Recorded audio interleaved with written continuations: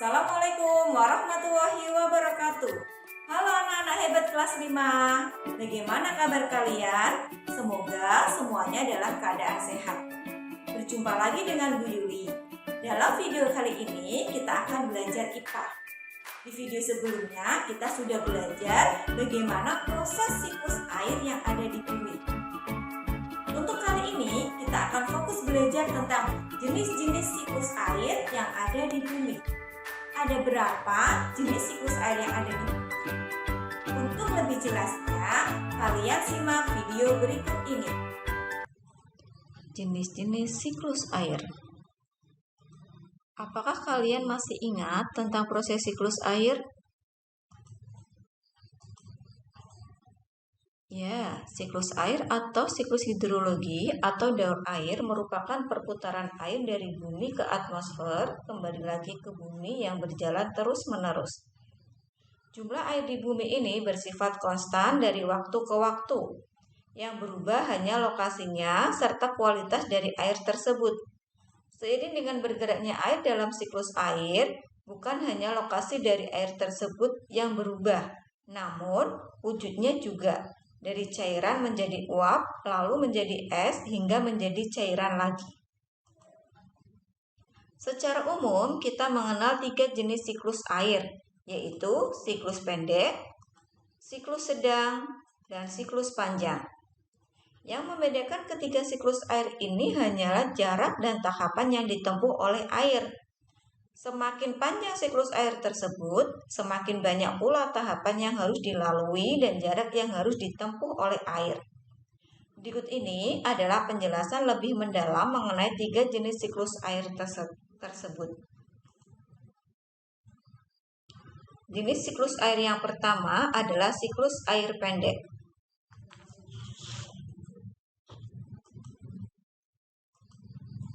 Siklus air pendek merupakan siklus hidrologi yang tidak mengalami proses adveksi.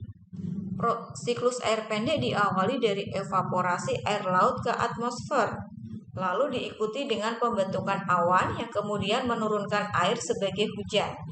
Air tersebut akan mengalir kembali ke laut. Lebih jelasnya, perhatikan gambar siklus air pendek berikut. Pada siklus air pendek, tahapan awalnya dimulai dari air menguap melalui proses evaporasi atau transpirasi yang disebabkan oleh energi panas matahari. Perlu diingat, evaporasi adalah proses perubahan air menjadi uap air. Berikutnya, uap air naik ke ketinggian tertentu dan mengalami kondensasi menjadi awan. Kondensasi adalah proses perubahan air dari bentuk gas atau uap menjadi bentuk cair atau butiran air. Selanjutnya, awan terlalu berat karena air, lalu mengalami presipitasi dalam bentuk hujan ke permukaan air laut dan siklus pun terulang lagi. Berdasarkan ilustrasi tersebut, kita dapat mengambil kesimpulan bahwa setidaknya terdapat 3 tahap dalam siklus air pendek, yaitu evaporasi, kondensasi, dan presipitasi. Perlu diingat, siklus air pendek terjadi di laut. Jenis siklus yang kedua adalah siklus air sedang.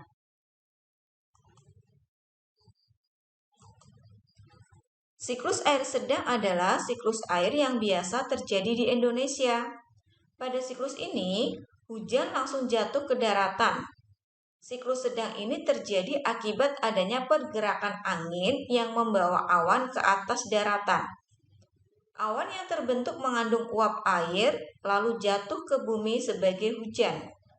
Air hujan lalu mengalir menuju sungai. Lebih jelasnya lagi, perhatikan gambar siklus air sedang berikut ini.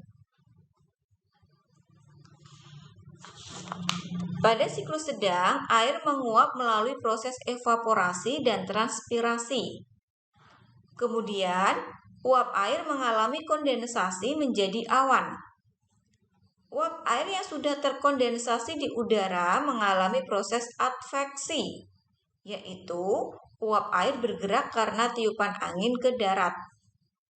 Awan terlalu berat, lalu mengalami presipitasi dalam bentuk hujan di daratan. Karena presipitasi terjadi di atas daratan, maka air bisa mengalami run-off, yaitu kondisi air yang turun dari tempat tinggi ke rendah. Air bisa mengalir melalui sungai, lalu kembali ke laut, dan siklus pun terulang. Selain mengalir ke sungai menuju laut, air juga dapat mengalami infiltrasi, atau air meresap ke bumi melalui tanah. Berdasarkan ilustrasi tersebut, kita dapat mengambil kesimpulan bahwa setidaknya terdapat 5 tahap dalam siklus air sedang, yaitu evaporasi, kondensasi, adveksi, presipitasi, dan run-off. Jenis siklus yang ketiga adalah siklus air panjang. Siklus air panjang adalah siklus yang biasanya terjadi di wilayah pegunungan atau beriklim subtropis. Siklus ini umumnya tidak menghasilkan hujan dalam bentuk air, melainkan gletser atau salju terlebih dahulu. Lebih jelasnya lagi, perhatikan gambar siklus air panjang berikut. Siklus air panjang meliputi air menguap melalui proses evaporasi atau transpirasi. Uap air mengalami kondensasi menjadi awan. Awan mengalami adveksi ke daratan lalu tertahan di pegunungan. Salju dan es di pegunungan turut mengalami sublimasi dan tercampur dengan awan.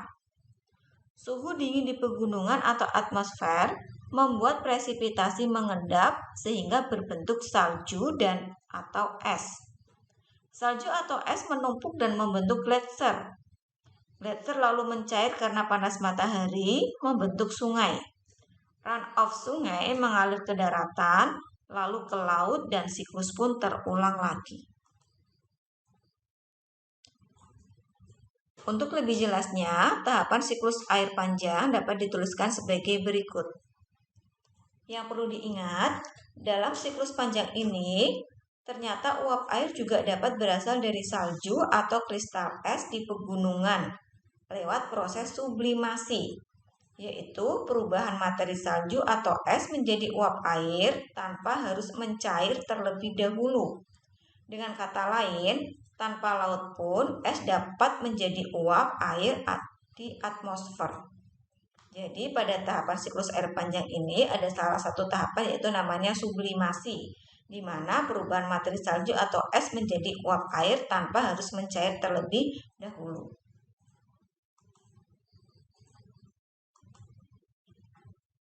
Berikut adalah beberapa tahapan yang terjadi pada siklus sedang dan panjang, tetapi tahapan-tahapan ini tidak terjadi pada siklus pendek. Tahapan yang pertama adalah adveksi, yaitu pergerakan uap air karena tiupan angin. Yang kedua adalah run-off, yaitu pergerakan aliran air di permukaan tanah melalui sungai atau anak sungai. Atau dapat didefinisikan kondisi air yang turun dari tempat tinggi ke tempat yang lebih rendah. Yang ketiga yaitu infiltrasi, yaitu proses peresapan air ke dalam tanah. Dan yang terakhir adalah perkolasi, gerakan air dalam lapisan tanah secara horizontal.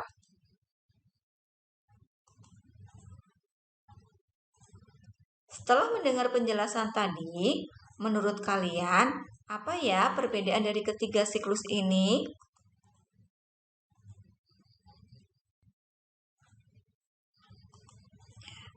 Ya, perbedaan antara siklus pendek, siklus sedang, dan siklus panjang sebagai berikut.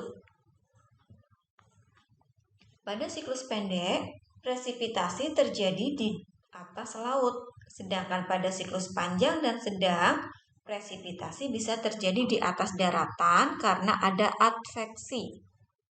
Yang kedua, pada siklus sedang dan panjang, terjadi proses run-off, infiltrasi, dan perkolasi. Sedangkan pada siklus pendek, tidak. Dan yang ketiga, pada siklus panjang, presipitasi bisa terjadi dalam bentuk salju, sedangkan pada siklus pendek dan sedang biasanya dalam bentuk air hujan.